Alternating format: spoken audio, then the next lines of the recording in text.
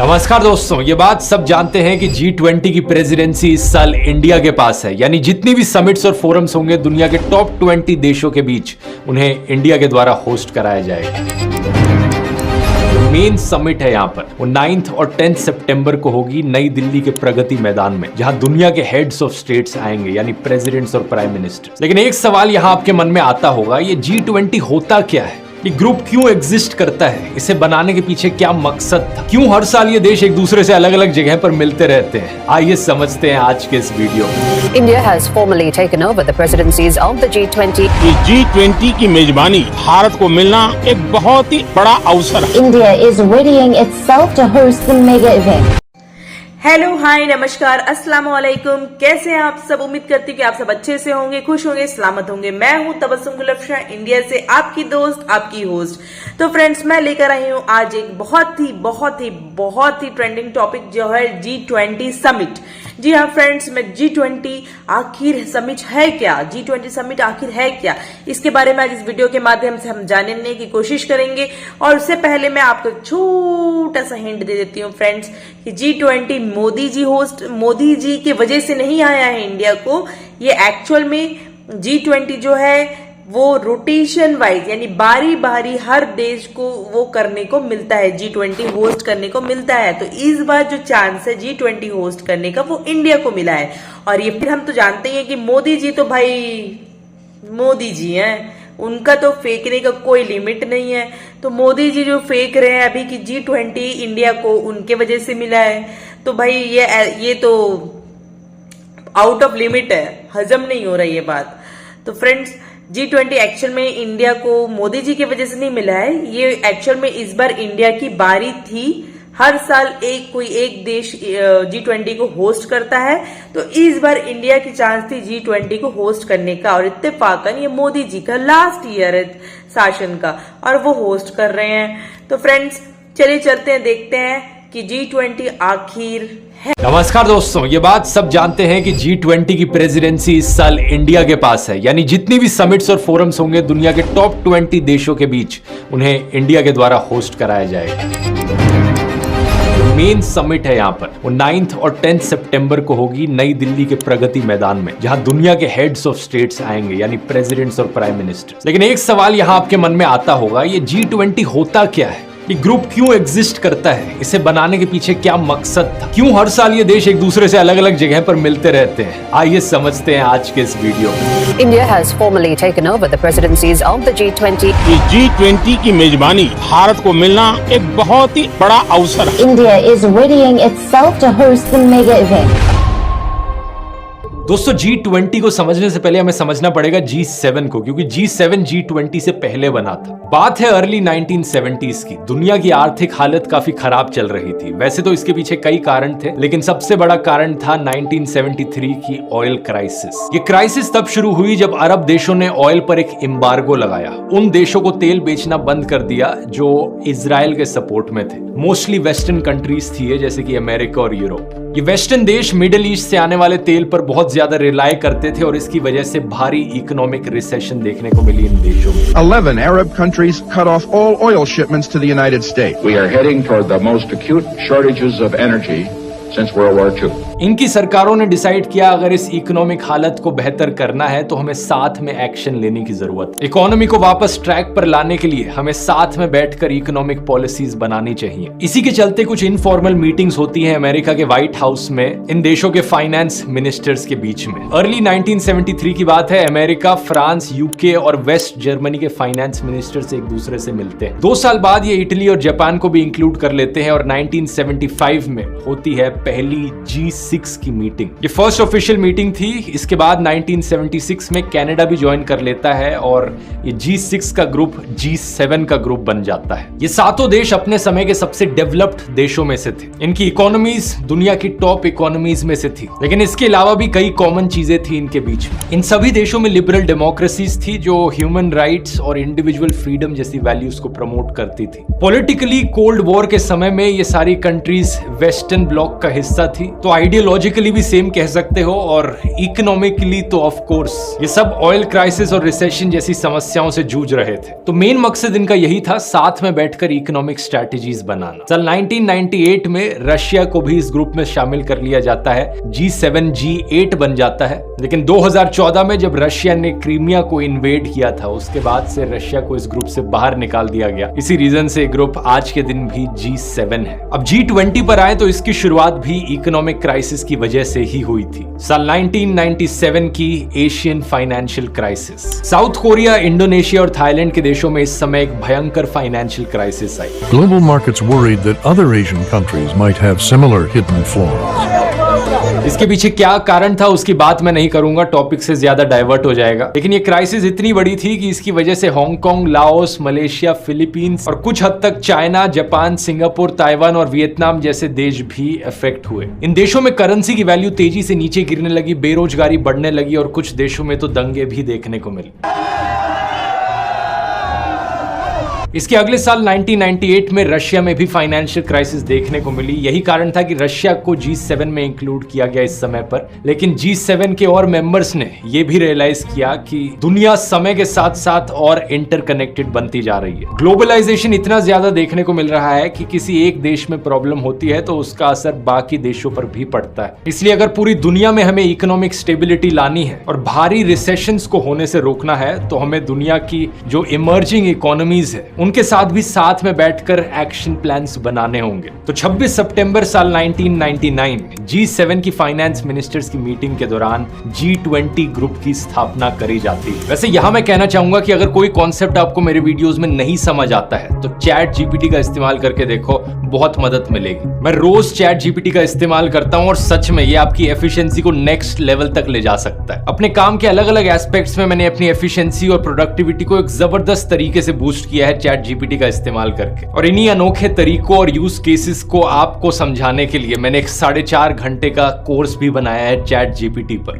पूरा हिंदी में। जिन लोगों ने इस कोर्स को लिया उन्हें बहुत यूजफुल लगा है, स्क्रीन पर रिव्यूज देख सकते हो। और जो लोग अपनी जिंदगी में अभी तक भी एआई चैटबॉट्स का इस्तेमाल नहीं कर रहे हैं, उन्हें नहीं पता कि वो क्या मिस आउट कर रहे हैं। लेकिन आपके पास अभी भी चांस है। अगर आप ज्वाइन करना चाहते हैं, एक स्पेशल ऑफर है। इस कोर्स पर आपको 40% ऑफ मिलेगा। कूपन कोड इस्तेमाल कीजिए G40, G20 नहीं G40। आप में से पहले 400 लोगों के लिए इस QR कोड को स्कैन कर सकते हैं या फिर लिंक नीचे डिस्क्रिप्शन और पिन कमेंट में भी मिल जाएगा। जल्दी से जाकर चेकआउट कर सकते हैं। और अब G20 पर वापस आते हैं।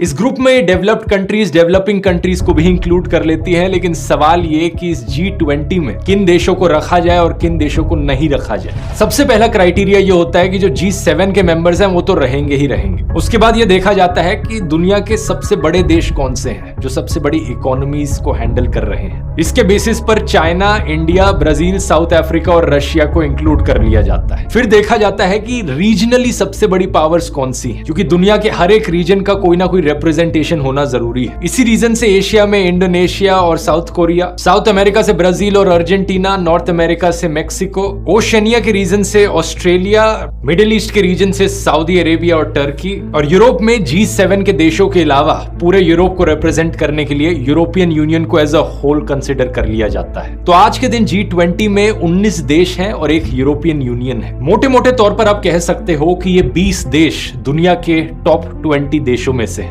ना सिर्फ पॉलिटिकली, इकोनॉमिकली, बल्कि मिलिट्री वाइज या पॉपुलेशन वाइज भी देखो तो। अब इंटरेस्टिंग चीज ये है, क्योंकि G20 को बनाने के पीछे असली मकसद सिर्फ फाइनेंशियल क्राइसिस से डील करना था, तो ये G20 ग्रुप की मीटिंग सिर्फ इन देशों के फाइनेंस मिनिस्टर्स और सेंट्रल बैंक गवर्नर्स के बीच में होती थी। कई सालों तक ऐसे ही होते रहा जब तक साल 2008 की ग्लोबल फाइनेंशियल क्राइसिस नहीं आ गई। The signs were everywhere, but now it's official, we are in a recession. There's been a widespread loss of confidence, and major sectors of America's financial system are at risk of shutting down. तब इन देशों ने realise किया कि हमें और seriously meeting करनी चाहिए। सिर्फ हमारे फाइनेंस मिनिस्टर्स ही नहीं, बल्कि हमारे देशों के प्रेसिडेंट्स और प्राइम मिनिस्टर्स को भी मिलना चाहिए। हम सब देशों के बीच में कोऑपरेशन एक नेक्स्ट लेवल पर होनी चाहिए अगर हमें ऐसे फाइनेंशियल क्राइसिस को रोकना हो तो। इसलिए दोस्तों, पहली G20 लीडर्स की जो ऑफिशियल समिट होती है वो 2008 में ही होती है। ये पहली समिट अमेरिका में बिठाई गई थी, जिसमें सारे देश मिलकर डिसाइड करते हैं कि अपने बीच के ट्रेड बैरियर्स नीचे घटा देंगे,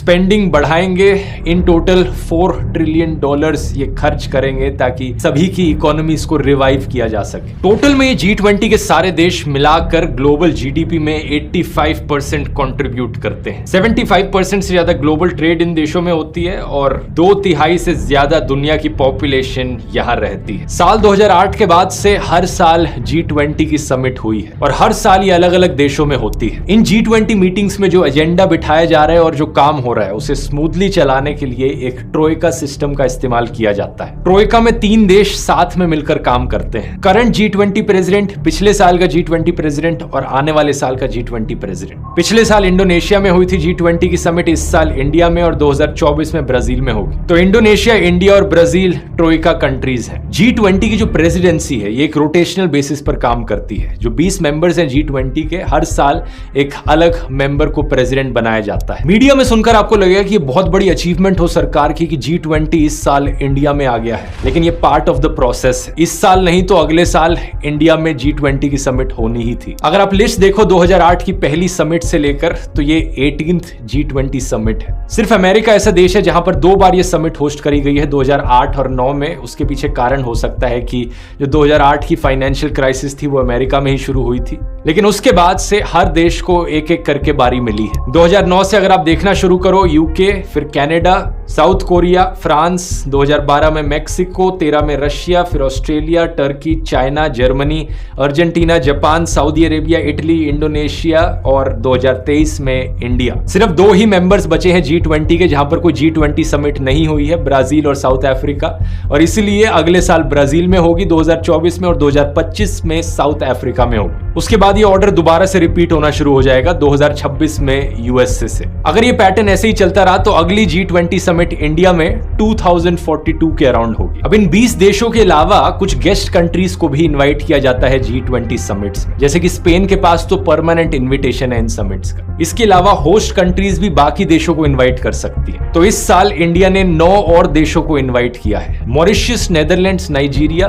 Singapore, Spain, UAE, Bangladesh, Egypt और ओमान। और इसके अलावा परमानेंट गेस्ट लिस्ट में कुछ और बड़े इंस्टीट्यूशंस भी शामिल हैं, जैसे कि African union, United Nations, WHO, WTO, IMF और एशियान की चेयर कंट्रीज। इंटरेस्टिंग चीज नोट करने वाली यह है कि हालांकि G20 का मेन पर्पस अभी भी इंटरनेशनल फाइनेंशियल स्टेबिलिटी प्रमोट करना है, लेकिन ओवर द इयर्स ये कई और मेजर इश्यूज को एड्रेस करने लगा है, जैसे कि क्लाइमेट चेंज से फाइट करना या सस्टेनेबल डेवलपमेंट को प्रमोट करना। लेकिन बाकी और इश्यूज को एड्रेस करने में प्रॉब्लम्स ये आई हैं कि ये 20 बड़े देश, इन सब देशों की अपनी फॉरेन पॉलिसीज हैं, अपनी प्रायोरिटीज हैं, अपने एजेंडा है, और किसी भी इशू को लेकर ये सारे 20 के 20 देश एग्री कर पाए ये बहुत मुश्किल होता है। यही कारण कि चाइनीज प्रेसिडेंट शी जिनपिंग नई दिल्ली में हो रही इस मेन मीटिंग को अटेंड नहीं करेंगे, और इसी रीजन से G20 की एक टूरिज्म मीटिंग जो कुछ महीने पहले श्रीनगर में हुई थी उसे चाइना और सऊदी अरेबिया ने बॉयकॉट किया था। इसके अलावा रशियन प्रेसिडेंट व्लादिमीर पुतिन भी दिल्ली में हो रही इस मेन मीटिंग में नहीं आएंगे, क्योंकि उनके खिलाफ एक अरेस्ट वारंट जारी है जब से रशिया ने यूक्रेन देश को इन्वेड किया है। इससे आपको पता चलता है कि मीटिंग्स में लिए जाने वाले फैसले इंडिविजुअल लीडर्स पर भी कितना डिपेंड करते हैं। 2016 की फेमस पेरिस क्लाइमेट एग्रीमेंट को डोनाल्ड ट्रंप ने साइन नहीं किया था। The United States will withdraw from the Paris Climate Accord. जब जो बाइडेन प्रेसिडेंट बने तो इसके बाद ही इसे साइन किया गया था। तो इससे यह भी पता चलता है कि क्लाइमेट चेंज जैसे मुद्दों पर भी इन 20 देशों के बीच में कंसेंसस बनाना आसान नहीं है। इस साल के G20 में इंडिया ने वसुदेव कुटुंबकम की थीम सेट करी है और ग्रीन डेवलपमेंट और सस्टेनेबल डेवलपमेंट गोल्स जैसी चीजों को महत्व दिया है। इसके साथ साथ डिजिटल पब्लिक इंफ्रास्ट्रक्चर और वुमेन लेड डेवलपमेंट पर भी फोकस रखा गया है। अब आप सोचोगे कि इन सारे इश्यूज को डिस्कस करने का टाइम कहां पर है। G20 की मीटिंग तो सिर्फ 2-3 दिन तक चलनी है। तो यहां मैं आपको बताना चाहूंगा दोस्तों कि G20 की जो मेन समिट है सिर्फ वही 2 दिन चलती है, जिसे समिट ऑफ स्टेट लीडर्स कहा जाता है। लेकिन इसके अलावा बहुत सारी और समिट्स होती हैं G20 में, जैसे कि मिनिस्टर लेवल समिट्स, जहां पर इन 20 देशों के फाइनेंस मिनिस्टर्स साथ में मीटिंग करते हैं, या फिर हेल्थ मिनिस्टर्स या एग्रीकल्चर मिनिस्टर्स साथ में मीटिंग करते हैं। इस ग्राफिक में आप देख सकते हो कि 22 जुलाई को एनर्जी मिनिस्टर्स की मीटिंग हुई थी, 21 जुलाई को लेबर एंड एम्प्लॉयमेंट मिनिस्टर्स की मीटिंग हुई थी, 26 अगस्त को कल्चर मिनिस्टर्स की मीटिंग हुई थी। और इन सब मीटिंग्स की लोकेशंस भी अलग अलग हैं, जैसे कि कल्चर मिनिस्टर्स की मीटिंग वाराणसी में हुई, एनर्जी मिनिस्टर्स की मीटिंग गोवा गोवा में हुई थी और लेबर और एम्प्लॉयमेंट मिनिस्टर्स की मीटिंग इंदौर में हुई थी। और मिनिस्टर्स के अलावा अलग अलग एंगेजमेंट ग्रुप्स भी बने हुए हैं G20 में, जैसे कि B20 बिजनेस ग्रुप्स की मीटिंग के लिए, C20 सिविल सोसाइटी की मीटिंग्स के लिए, W20 वुमेन्स के लिए, Y20 यूथ 20 मीटिंग के लिए और T20 भी क्रिकेट वाला नहीं, थिंक टैंक्स की मीटिंग के लिए। इन 20 देशों के थिंक टैंक्स एक दूसरे से मिले। इसके अलावा 3 से 6 सितंबर के बीच में एक शेरपा मीटिंग भी हुई। शेरपा वैसे नेपाल में रहने वाले नोमैडिक ट्राइब के लोगों को कहा जाता है, लेकिन यहाँ पर शेरपा का मीनिंग है हर एक G20 लीडर का एक पर्सनल रिप्रेजेंटेटिव, उसे शेरपा कहा गया है। मतलब हर एक देश के लिए एक इंसान मेन पॉइंट ऑफ कांटेक्ट होगा जो अपने देश की बात आगे रखेगा। तो मेन मीटिंग से पहले यहाँ इन शेरपास की भी मीटिंग होती है। बहुत कुछ है यहाँ जानने को। मैं उम्मीद करता हूँ आपको एक अच्छा आइडिया मिल गया होगा अब G20 और G7 के बारे में। तो फ्रेंड्स, कैसा लगा आपको ये वीडियो? मैं उम्मीद करती हूँ कि आपके बहुत काम के लायक होगी। आपको भी शायद पता नहीं होगा कि G20 समिट आखिर होता क्या है। नाम जरूर सुने होंगे, मगर उसका मकसद, उसके पीछे का रीजन आप या हम में से कोई बहुत कम लोग हैं जो जानते होंगे कि G20 समिट आखिर क्यों होता है। तो आप फ्रेंड्स, आप जान ही गए होंगे कि G20 समिट एक्चुअल में जो देश को फाइनेंशियल क्राइसिस से बाहर निकालने के लिए या फिर देश को फाइनेंशियली सपोर्ट करने के लिए और जो बड़े बड़े इकोनॉमिकल प्रॉब्लम्स है उसको सॉल्व करने के लिए सारे देश मिलकर एक साथ बैठकर इस पर वर्कआउट करते हैं। तो फ्रेंड्स, तो आप इस बात को तो समझ ही गए होंगे कि G20 और G7 कैसे स्थापित हुआ, क्यों स्थापित हुआ और उसका काम क्या है। तो फ्रेंड्स, उम्मीद करती हूँ कि आपको इस तरीके के एजुकेशनल वीडियोस पसंद आते होंगे। तो प्लीज लाइक, कमेंट और सब्सक्राइब करना बिल्कुल भी ना भूलिए। और अगर आपको अच्छा लगता है तो प्लीज कमेंट बॉक्स में जाके कमेंट जरूर करिएगा और मुझे सपोर्ट करते रहिए। मिलते हैं अगले वीडियोस के साथ, तब तक गुड बाय।